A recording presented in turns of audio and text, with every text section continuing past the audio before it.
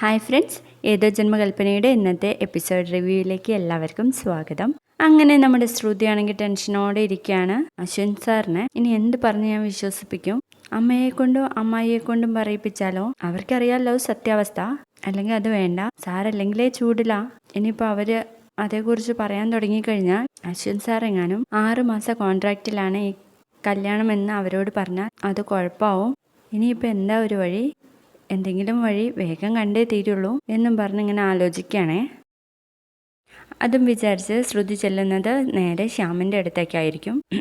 എന്നാ കേട്ടോ ശ്രുതി. അല്ല, ഇതാര്? ശ്രുതിയോ? നിന്റെ കാര്യം ഞാൻ ഇപ്പൊ ആലോചിച്ചതേ ഉള്ളൂ. നിങ്ങൾ എനിക്ക് വേണ്ടി ഒരു ഉപകാരം ചെയ്തു തരണമെന്ന് പറയണ ശ്രുതി.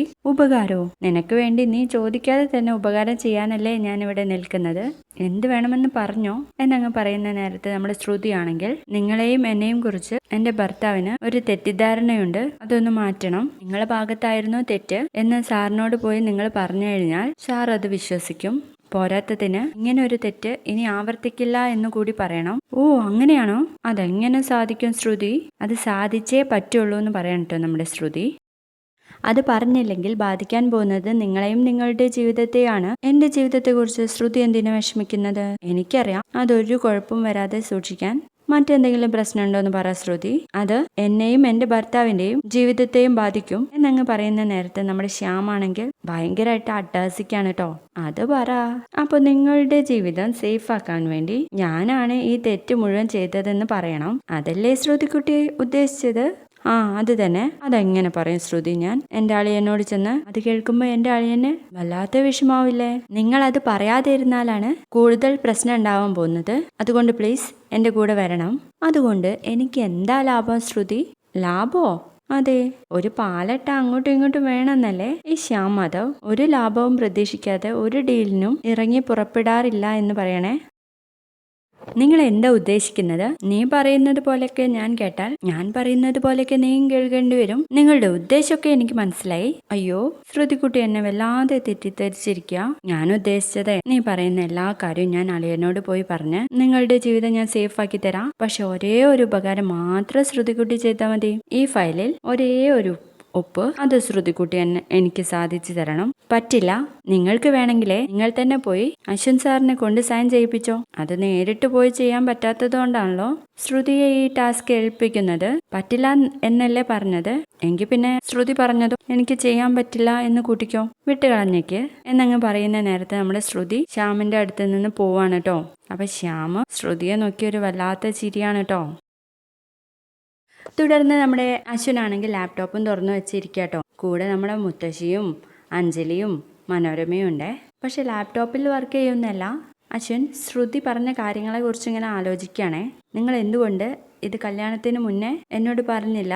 പറയായിരുന്നല്ലോ ശ്യാമിനെ കുറിച്ച്, അയാൾ എങ്ങനെയുള്ള ആളാണെന്ന് എന്നിങ്ങനെ ശ്രുതി പറയുന്നത് ഇങ്ങനെ ആലോചിച്ച് നടക്കുമ്പോൾ നമ്മുടെ രാമേട്ടനാണെങ്കിൽ ഒരു കോഫിയും കൊണ്ട് വരികയാണ് കേട്ടോ. അപ്പോൾ തന്നെ നമ്മുടെ അശ്വിനാണെങ്കിൽ, നിങ്ങളോട് ഞാനിപ്പോൾ കോഫി ചോദിച്ചോ, എന്തിനാണ് കൊണ്ടുവന്നതെന്നൊക്കെ ചോദിച്ച് ചൂടാവാണ്. അപ്പൊ അഞ്ജലി, എന്തിനാ രാമേട്ടനോട് കുഞ്ഞാ നീ ഇങ്ങനെ ചൂടാവുന്നത്? ആ കോഫി ഇങ്ങ് തന്നേക്ക്, ഞാൻ കുടിച്ചോളാന്ന് പറയണേ. അയാൾ പോയി കഴിഞ്ഞതിന് ശേഷം മനോരമ ചോദിക്കുന്നുണ്ട്, അശ്വിൻ ബേബിക്ക് ഇത് എന്താ പറ്റിയത്? എന്തിനാ ആവശ്യമില്ലാതെ ചൂടാവുന്നത് എന്നങ്ങനെ ചോദിക്കുന്ന നേരത്ത് ആ ലാപ്ടോപ്പ് എടുത്ത് റൂമിലേക്ക് എഴുന്നേറ്റ് പോവാണ് കേട്ടോ. അപ്പൊ നമ്മുടെ മനോരമ പറയുന്നുണ്ട്, എന്തോ പറ്റിയിട്ടുണ്ട് കുഞ്ഞന്. അപ്പൊ മുത്തശ്ശിയും പറയാണ് കേട്ടോ, ശ്രുതിയുടെ വീട്ടിൽ നിന്ന് വന്നതിന് ശേഷം കുഞ്ഞൻ ഇങ്ങനെയാണല്ലോ, അവൻ എന്ത് പറ്റി എന്നൊക്കെ ചോദിക്കുന്ന നേരത്ത് നമ്മുടെ മനോരമ പറഞ്ഞു കൊടുക്കും, അവിടെ ഒരു അമ്മായി തള്ളയില്ലേ, അവരെന്തെങ്കിലും പറഞ്ഞ് ഇറിറ്റേറ്റ് ചെയ്തിട്ടുണ്ടാവും, അത് തന്നെ കാര്യം എന്നും പറഞ്ഞ് ശ്രുതി കൊണ്ടുവന്ന ആ പലഹാരം എടുത്ത് ഇങ്ങനെ കുറച്ചുകൊണ്ടിരിക്കുകയാണേ. പിന്നീട് മനോരമ നേരെ ചെന്നിട്ട് അമ്മായിനെ വിളിച്ച് കാര്യങ്ങൾ അന്വേഷിക്കുന്നുണ്ട്. അശ്വിൻ മോന് അവിടെ എന്തെങ്കിലും പ്രശ്നം ഉണ്ടായിരുന്നോ?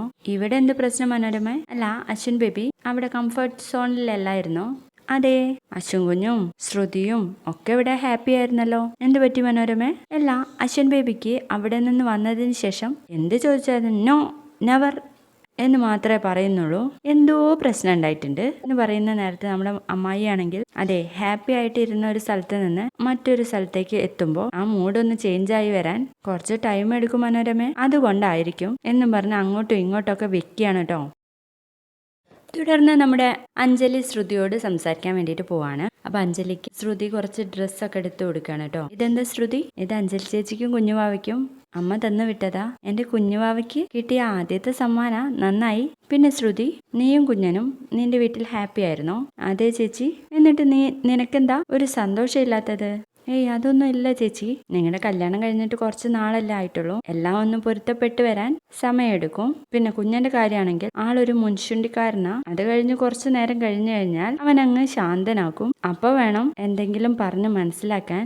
ആ സമയത്ത് അവനത് മനസ്സിലാവുകയും ചെയ്യും. എന്ന് പറയുന്ന നേരത്ത് നമ്മുടെ അശ്വിൻ അങ്ങ് വരികയാണ് കേട്ടോ. ചേച്ചി, ഞാൻ ഓഫീസിൽ പോവാ, ടൈം ആയി എന്ന് പറയുമ്പോൾ, ഇന്നെന്താ നീ നേരത്തെ പോവാണോ? അതെ ചേച്ചി, കുറച്ച് കൂടുതൽ വർക്ക് ഉണ്ടെന്ന് പറയണേ.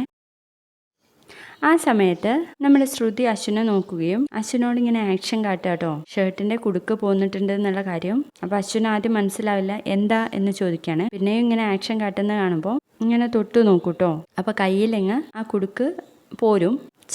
ചേച്ചി, ഞാൻ ഈ ഷർട്ട് ചേഞ്ച് ചെയ്തിട്ട് വരാമെന്ന് പറഞ്ഞ് റൂമിലോട്ട് പോവാണ്. ആ സമയത്ത് നമ്മുടെ അഞ്ജലി ആണെങ്കിൽ, ശ്രുതി നീ ഒന്ന് വന്നേ, ഇവന്റെ ഒരു കാര്യം എന്ന് പറഞ്ഞിട്ട് ശ്രുതിയും കൂട്ടിയിട്ട് റൂമിലേക്ക് പോവാണ്. എന്നിട്ട് പറയും, കുഞ്ഞാ, നീ ഇപ്പൊ ആ ഷർട്ട് മാറ്റേണ്ട കാര്യമൊന്നുമില്ല. ആ കുടുക്കങ്ങ് തയ്ച്ചാൽ പോരെ.